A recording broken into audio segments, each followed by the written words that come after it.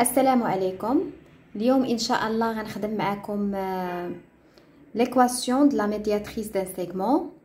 قبل ما نبداو نخدموا على معادله وسط قطعه غنعطيكم واحد التعريف ديال وسط قطعه. دونك كيف ما كتلاحظوا هنا عندي قطعه AB، ان سيغمون AB. كتلاحظوا هنا عندي المنتصف ديال القطعه هو هذا لو بوين، ومن بعد رسمت مستقيم دلتا. كيف ما كتلاحظوا بلي هاد دلتا راه عمودي على AB، وفي نفس الوقت دلتا يمر من منتصف القطعه AB. Donc delta est la médiatrice du segment AB، c'est-à-dire delta perpendiculaire à AB. خص المستقيمين يكونوا متعامدين دلتا و AB. aussi بالنسبه لدلتا elle doit passer par le milieu du segment AB. يعني خصكم تفهموا مزيان.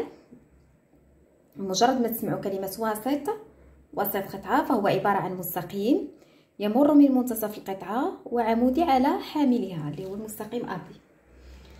دونك غنخدم معكم واحد التطبيق. عندي هنا لي بوين A B et M، ولو بوين M راه هو لو ميليو دو AB.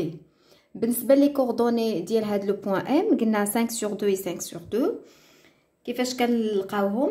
عندي M منتصف القطعه AB، دونك كندير XA plus XB divisé par 2. Donc 3 plus 2 ça donne 5, donc 5 sur 2. Et la même chose pour les ordonnées, 4 plus 1 ça donne 5, 5 sur 2. Donc voilà, وعطاوني المعادله ديال المستقيم AB y est égal à 3x moins 5.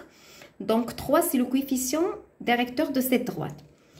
Donc طلبوا منا نلقاو l'équation réduite de la médiatrice de delta, c'est-à-dire médiatrice du segment AB. Donc خصني نلقى المعادله ديال وسط القطعه. L'équation réduite de la droite delta s'écrit sous forme de y est égal à mx plus b. وكيف ما كتلاحظوا قالوا لنا دلتا هو وسط القطعه AB، يعني ان دلتا عمودي على AB. دونك هنا غندير دلتا وغندير المعادله ديال AB عندي معطيه في التمرين سي 3x moins 5. y est égal à 3x moins 5. Donc déterminons premièrement m. Donc بالنسبه ل m عندي دلتا و AB متعامدين puisque دلتا perpendiculaire à AB. regardez كيف ما قلت لكم عندي دلتا و AB متعامدين. alors دونك هنا كنقول جداء ميلهما يساوي ناقص 1. كناخذ الميل ديال المستقيم الاول اللي هو m، regardez، فوا الميل ديال المستقيم الثاني اللي هو 3. جداء ميلهما يساوي ناقص 1. دونك m est égal،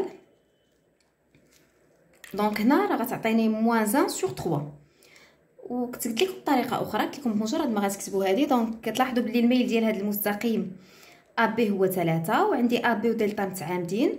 دونك الا كان الميل ديال هذا المستقيم AB موجب دونك الميل ديال المستقيم دلتا غيكون سالب، وغناخذ المقلوب ديال 3 اللي هو 1 على 3. هنا غير درت لكم بالطريقه الثانيه، مي نورمالمون هنا راه عندكم ايكواسيون m est égal moins 1 sur 3. فوالا الان دونك هنا غنجي نعوض m بالقيمه ديالها. دونك y est égal، regardez، y est égal، on a mx plus b, on va remplacer m par moins 1 sur 3. regardez, donc moins 1 sur 3 x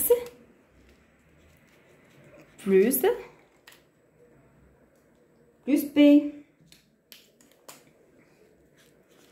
دونك بالنسبه لبي خصنا نلقاو شي نقطه كتنتمي لهذا المستقيم باش نقدر نلقى لي كوردوني ديال باش نقدر نلقى لوردوني لوريجين اللي هو بي. دونك هنا كيف ما كتلاحظوا ردوا معايا البال، حنا عندنا دلتا قلنا هو مستقيم، لاحظوا معايا كيمر من منتصف القطعه، وحنا عندنا منتصف القطعه في التمرين راه هو ام. دونك دلتا باس باغ لو بوين ام لو ميليو دو AB. Donc voilà, on a m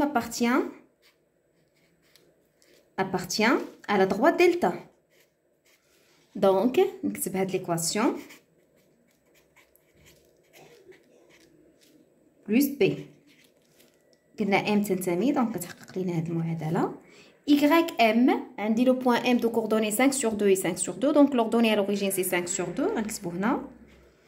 Est égal, regardez, moins 1 sur 3 fois XM. L'abscisse, le point M, c'est 5 sur 2, pardon. Fois 5 sur 2. Plus P. Est égal, لاحظوا معايا هنا عندي 5 sur 2. دونك هنا غندير البسط في البسط والمقام في المقام. ناقص 1 في 5 يعني ناقص 5 على 6 بلس بي. دونك هنا غادي نكمل. Moins 5 sur 6, on le fait passer au second membre. Donc, c'est 5 sur 2. Puis, je vais changer aussi de moins 5 sur 6, pardon. Est égal à P. Donc, هنا غندير توحيد المقامات. المقام الموحد هو 6 fois 3 fois 3. Parce que 3 fois 2, ça donne 6. 3 fois 5, c'est 15.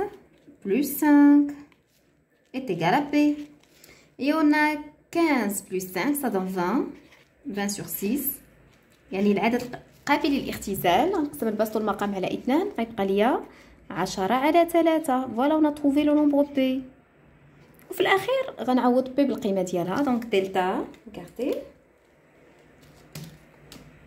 دونك المعادلة Y est égal. M راه عندي moins 1 sur 3.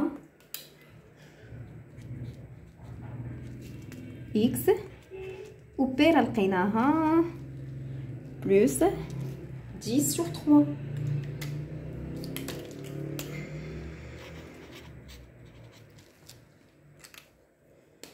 يعني لاحظتوا هنايا بالنسبه لهذا التطبيق اللي خدمت معاكم ملي غنبغي نلقى معادله وسط القطعه AB غنكتب المعادله ديال دلتا y égale à mx plus p تحت منها المعادله ديال AB. Premièrement, on va déterminer le coefficient directeur, c'est-à-dire m, puisque les deux droites sont perpendiculaires, كيف كتلاحظوا. Donc m fois 3 est égal à moins 1. Donc m est égal à moins 1 sur 3. Après, on remplace m par sa valeur.